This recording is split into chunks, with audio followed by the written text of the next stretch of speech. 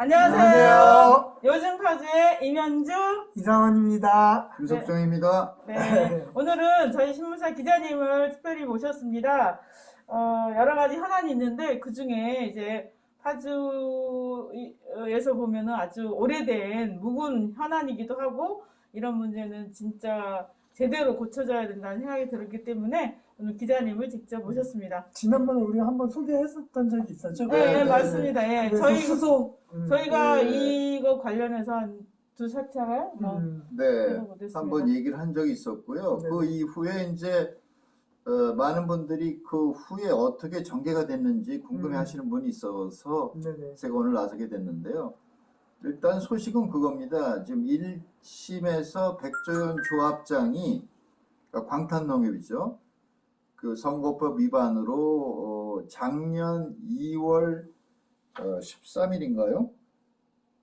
네, 고양지원에서 이제 징역 6월에 집행유예 2년의 그 1심 선고를 받았는데요. 그 이후에 이제 검사 측도 항고를 했고, 검사 측에서 항고한 이유는 너무 집행유예가 약하다, 실형을 때려야 된다 이런 식으로 나왔고, 또 백조연 씨는 억울하다. 그래서 양쪽에서 다 동시에 항소를 한 케이스입니다. 그래서 저희들이 예상으로서는 양쪽에서 서로 원하기 때문에 금방 항소권이 이루어질 거라고 생각을 했는데 항소심이 거의 1년이 넘도록 열리질 않았어요. 그러니까 재판을 연기하고 안 열리고 하면서 그냥 백조연 씨 생명을 그렇죠. 백조연 씨는 길게 계속해서 그 조합장의 직위를 이제 유지하면서 그 혜택을 받아왔기 때문에 일각에서는 그것 때문에 의도적으로 항소심 개최를 연기했다는 의혹을 받고 있어요. 그렇죠. 의혹을 당연히 받을 수 있겠네요. 그래서 그 의혹을 제기하신 분들이 많이 계셨는데 어쨌거나 제가 의정부 지원에 확인해 본 결과는 그 항소심 날짜가 확정이 됐습니다. 네네. 이게 언제? 그래서 4월 6일 오전 10시 의정부 지방법원 5호 법정입니다. 그래서 근데 작년 2월에 1심 판결이 나고 네. 항소심이 올 4월에 그럼 1년 2개월 만에 항소심이 열리는 거예요? 그렇죠. 이게 말이 너무, 안 되는 너무하네요. 것이죠. 말도 안 되는 그 네. 상황이 벌어졌던 것인데 이제 주변에서 저를 비롯해서 많은 분들이 의정부 지원에 이제 항의를 전화를 했었어요. 네네. 그랬더니 마지못해 했던 건지 모르지만 금방 그 날짜가 정해져 가지고 저희는 그 소식을 갖게 된 겁니다. 네네. 그래서 그 백조연 씨 같은 경우는 이제 드러난 것은 선거법 위반이지만 그 이전에도 아주 많은 문제로 논란의 중심에 있었던 인물 아니겠습니까? 2013년도 그 현 방탄농협 신축 건물이 들어서면서 이제 새로운 이제 조합원들한테 선물을 줬는데 그 선물을 냄비를 줬단 모양입니다. 근데 시가보다 너무 비싸게 주고 사가지고 결국 3천만 원의 부당이익을 받았다고 그래서 많은 조합원들이 들고 일어났죠. 네네네. 그래서 결국은 사과하고 돌려주고 그랬는데 그런 사건도 있었고 음주운전으로 걸려서 무면허로 운전하다 걸리고 그걸 보도한 파주 신문을 통째로 들고 가는 게 CCTV에 찍히기도 하고 근데 그거보다 더 큰 문제는 뭐냐면 그 방탄농협에서 일어난 수년에 걸친 징계 사건이고 횡령 사건이죠. 네네 맞아요. 그래서 네. 그 당시에 노모 씨가 있었는데 노모 씨가 하여튼 두 군데에서 그 횡령한 금액이 1억 5천이 가까이 넘었는데 그때 이제 제가 백전 그 조합장하고 통화를 했을 때는 자기는 그 횡령 사실을 몰랐다고 얘기를 했습니다. 네. 근데 그 많은 농협 관계자들 얘기를 들어보면 그 윗사람이 묵인 없이는 절대 그런 횡령이 있을 수 없죠. 지속될 수가 없다. 네네. 그것도 1, 2년도 아니고 네네. 수년에 걸쳐서 그렇게 지속적으로 지속된 사건을 최고 결정권자인 백조연 조합장이 몰랐다는 것은 말이 안 된다. 네네. 이렇게 해서 논란이 되고 있습니다. 네네. 아니 그리고 그때 당시에 그 사실이 알려졌을 때 네, 그 노 팀장인가요? 네, 노 팀장인지 과장이 아니 그러니까 과장은 아니었던 것 같은데 그분을 징계 처리를 하지 않고 다른 단위 농협으로 이제 그렇죠, 그렇죠. 발령을 시켜요. 네. 근데 그분이 또 거기 가서도 거기서도 횡령을 한 일이 네, 또 네. 밝혀져서 이제 문제가 됐는데 이런 모든 것을 사실은 백조연 조합장이 감싸 안았던 거죠. 글쎄, 그러니까 그 이미 징계를 먹은 사람을 근무를 시켰어요, 또. 물론 대기 발령이라는 형식을 거치긴 했지만 어쨌든 그 노모 씨는 1억 5천만 원에 해당하는 횡령이 드러나는데 불구하고 형을 살지도 않았고 않고 형사 직원으로 고발도 되지도 않았고 않고 그냥 직원으로 있고 직원으로 있다가 이제 면직 처분을 받았어요, 나중에. 그러니까 돈은 좀 일부 돌려주기도 하고 그렇지만은 결코 형사 처벌을 받지 않았다는 점에서 일단 그 농업중앙회 감사가 실효성이 있느냐 이제 그런 문제를 가지고 또 많이 논란이 있습니다. 네. 그러면 지금 법정에서 지금 다투고 있는 거는 선거법에 의한 네, 지금은 거고, 선거법에 의한 그러면 그 횡령에 대한 부분은 누가 고소고발은 안 했나 보죠? 그러니까 농협에서 그 노모 씨한테 를 형사 고발해야 되는데 농협에서 안 한 거예요. 그때 조합장이 백조연 씨인 거죠. 그렇죠. 예. 그러니까 사람들이 왜 안 하냐. 근데 자기는 몰랐다. 그럼 몰랐어 밝혀졌으면 형사 고발을 해야 되는 거잖아요. 근데 안 했고 그러니까 정확히 말하면 그동안에 이제 광탄농협에서 근무하다가 이제 횡령 사실이 드러났는데 광탄농협에서 고발을 안 했어요. 그 다음에 이 사람이 그 사실이 횡령 사실이 이제 밝혀지기 직전에 북파구 파평 지점인가요? 북파주 농협 네, 북파주 농협으로 정근을 했어요. 그래서 네. 거기서 근무하면서도 거기서 또 1,100만 원인가를 또 횡령을 했고 그래요. 그게 드러나기 전에 다시 복귀를 했는데 그 복귀한 후에 그 북파주 농협에서 그 횡령 사실을 발견하게 된 거예요. 그래서 고소는 북파주 농협에서 농업중앙회 감사과로 감사 요청을. 감사 요청을 한 거고 결국 그거를 뒤지다 보니까 광탄농협에서 횡령한 사실까지 추가로 밝혀지게 된 거죠. 그러니까 농협중앙회가 이미 확인한 내용인 거예요. 그렇죠. 지금 얘기 드리는 게. 네. 그러니까 그 외에 뭐 자주구란 것들이 많이 있을 거 아니에요. 그런 거는 제외한다 쳐도 농협의 비리, 이제 아주 오래된 관행처럼 되어 있던 비리를 조합장이 묵인하거나 방조하거나 그런 상태에서 오랫동안 횡령이 이루어졌다. 그럼 중앙에도 문제네요. 그 횡령 사실을 알고서도 고소고발을 안 한 건데. 근데 그렇죠. 농협이 어떻게 하냐면 농협 중앙회가 있고 네. 단위 농협이 그렇죠. 있어요. 어. 달라요, 이게 다. 그렇죠. 예. 그러니까 이 광탄 농협에 대해서 중앙회가 직접 이제 뭐랄까 인사권을 발휘하거나 이러지는 못하는 걸 거예요. 그거는 그렇기 좀 때문에 알아봐야 되겠네요. 그렇기 때문에 감사하는 수준에서 그친 걸로 알고 있는데, 그러니까 이게 지금 제가 생각할 때는 단지 한 조합장이 문제가 아니라 이렇게 오랫동안 지역민과 이착을 한 농협의 조합장들이 많이 있다는 거죠. 그리고 네. 이게 지금 전국 단위로 이제 통일된 시간에 선거를 맞습니다. 하잖아요. 농업 조합장 선거가 굉장히 중요하거든요. 그러니까 조합장, 그다음에 이장 선거, 지난번에 다뤘던 이장 선거도 그렇고 허술한 시스템 속에서 서로 인맥 관계로 서로 주고받기 식으로 이렇게 하다 보니까 굉장히 부정의 여지가 많고 또 실질적으로 아직까지 그 여파가 미치고 있는 네. 상황입니다. 네네. 어쨌든 그 백종현 씨의 를 중심으로 한 비리를 척결하기 위해서 이제 뭐 몇 분이 이렇게 뭐 1인 시위도 하고 그 다음에 탄원서도 내고 그 다음에 정보 공개 요청도 했는데 그쪽 방탄농협에서 일일이 그걸 트집을 잡아가지고 정보 공개 요청을 4차례나 요청했는데 그것도 다 묵살이 됐고요.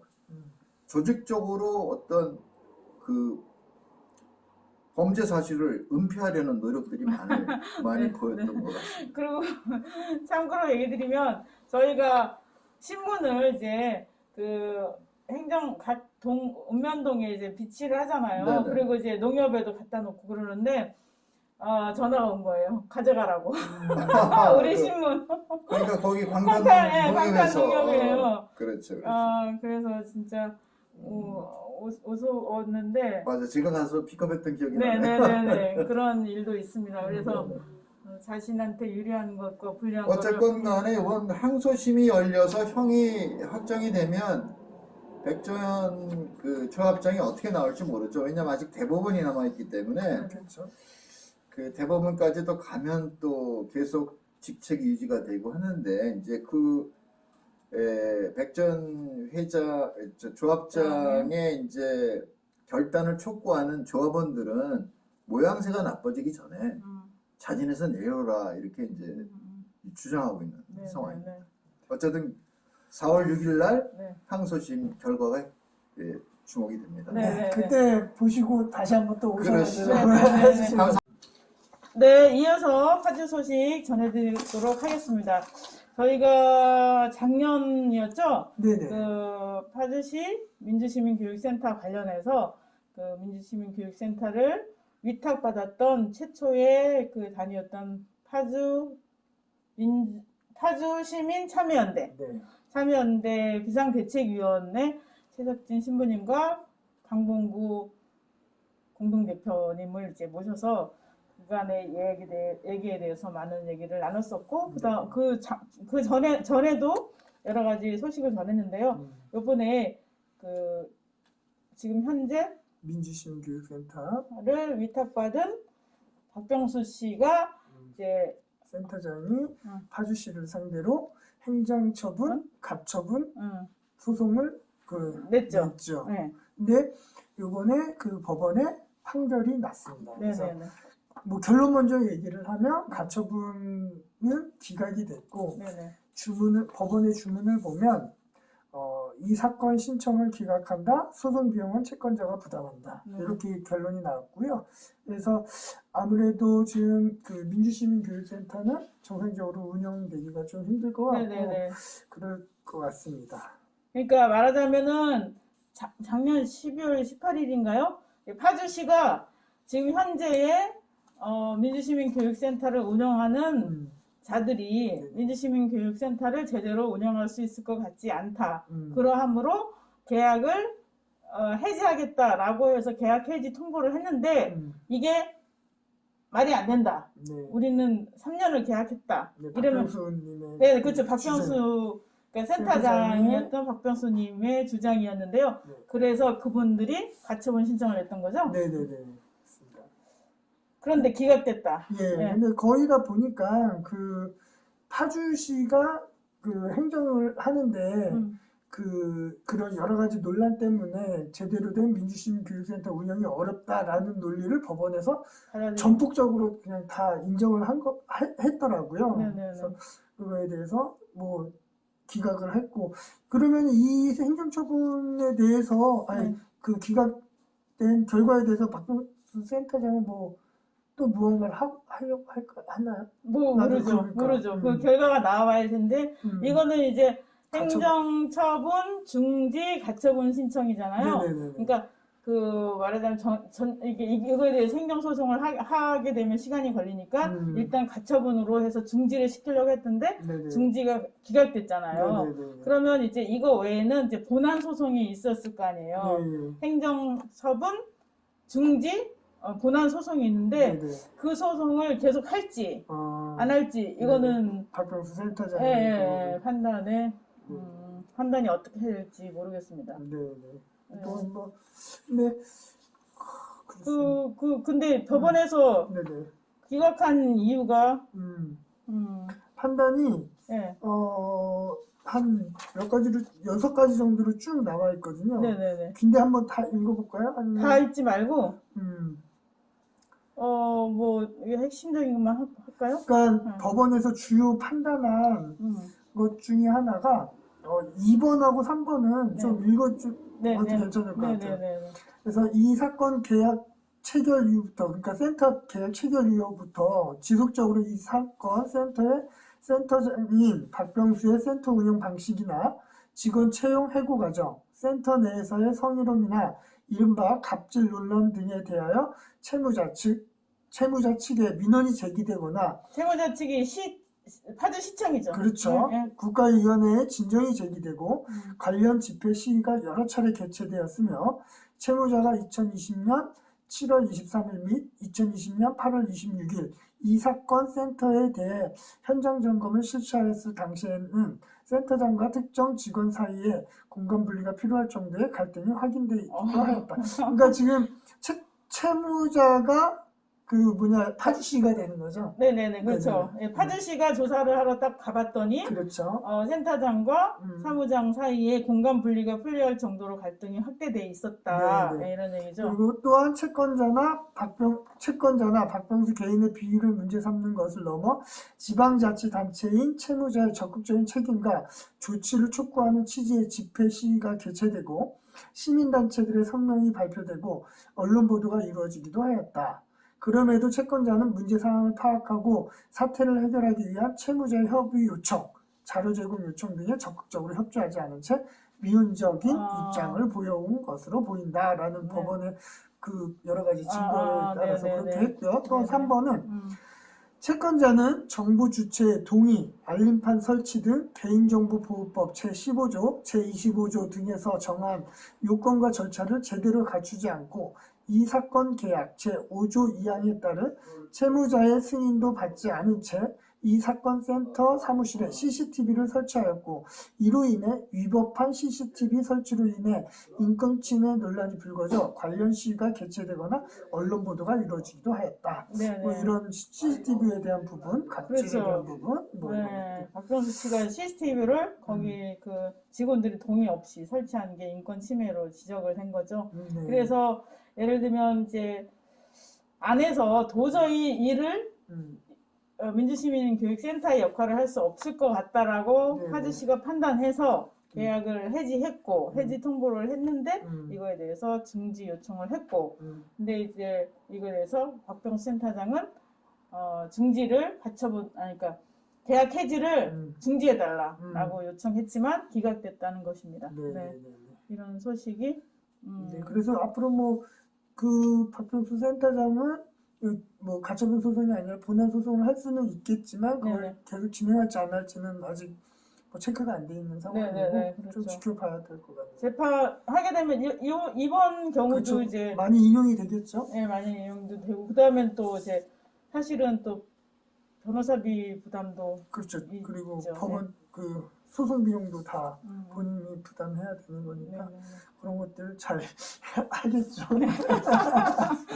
네. 아무튼 네. 빨리 정상화가 되면 새롭게 누굴 구하나요? 그렇죠. 아니 이제 민주시민교육센터를 하게 되면 다시 공고를 해서 이제 하게 되는데 파주시민참여연대는 이런 계약을 해지하거나 이럴 경우에는 뭐 3년인가 5년 동안 다시 이제 응모를 할 수 없다라는 뭐 무슨 규정이 있어요. 그래서 네.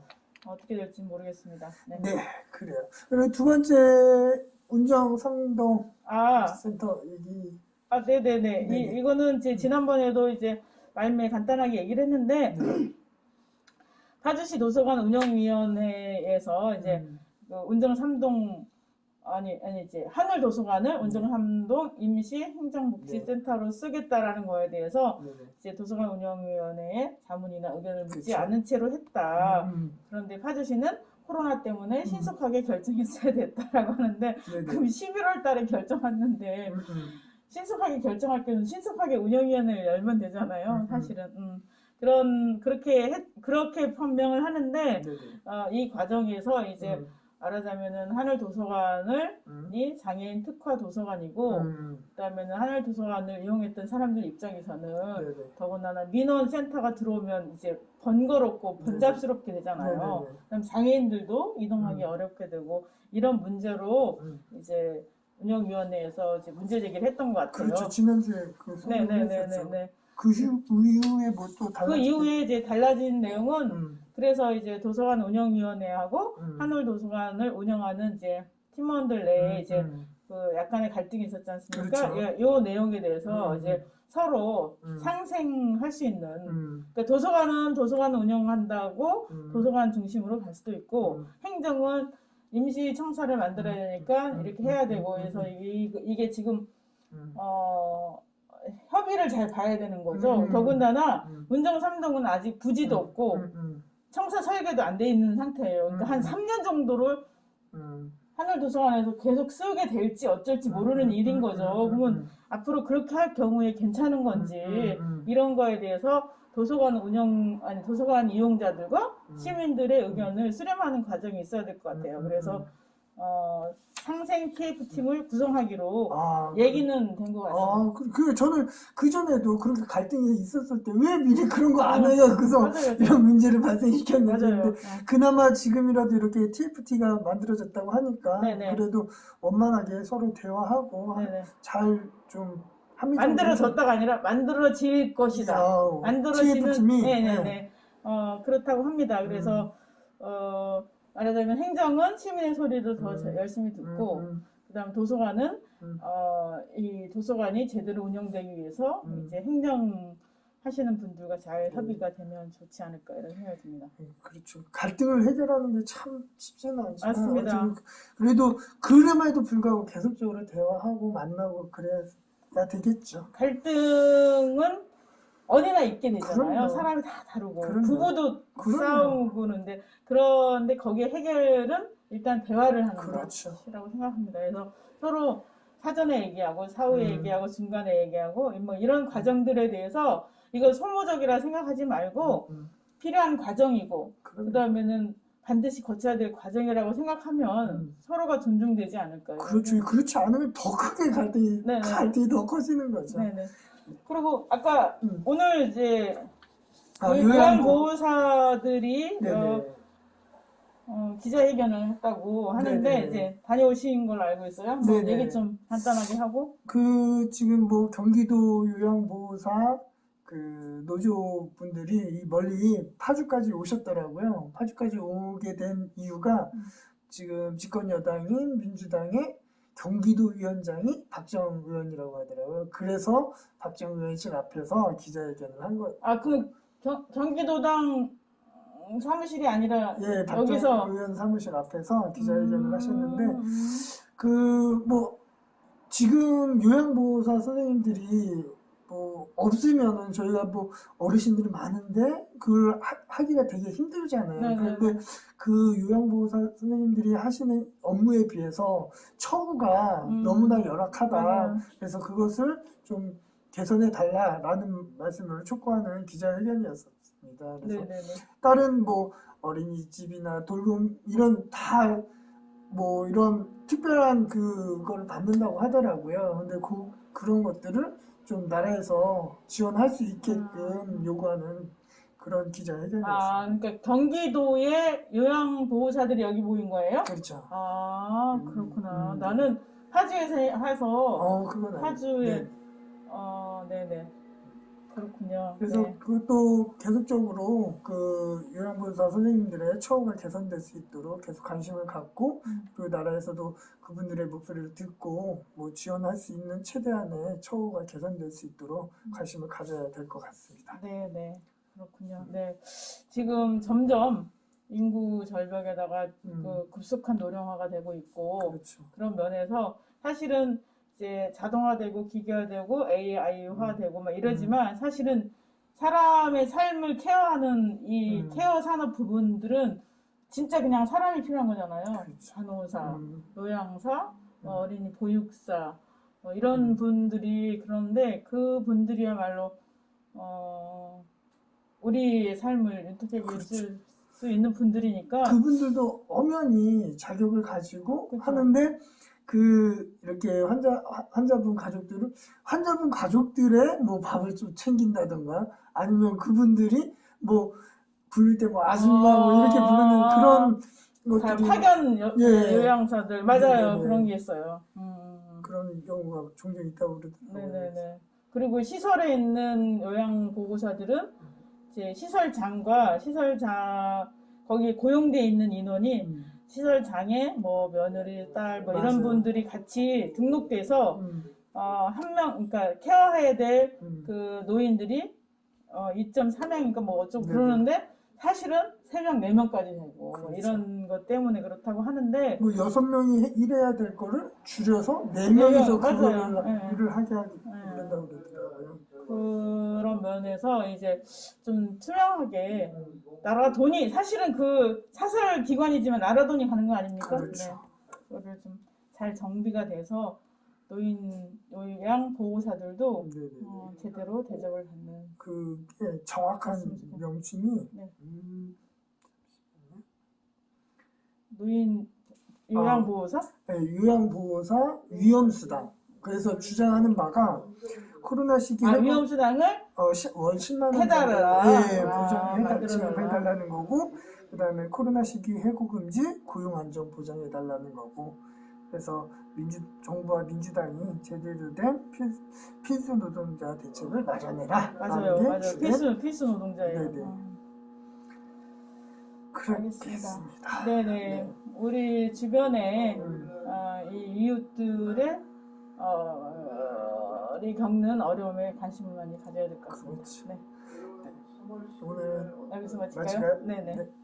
안녕히 계십시오. 감사합니다.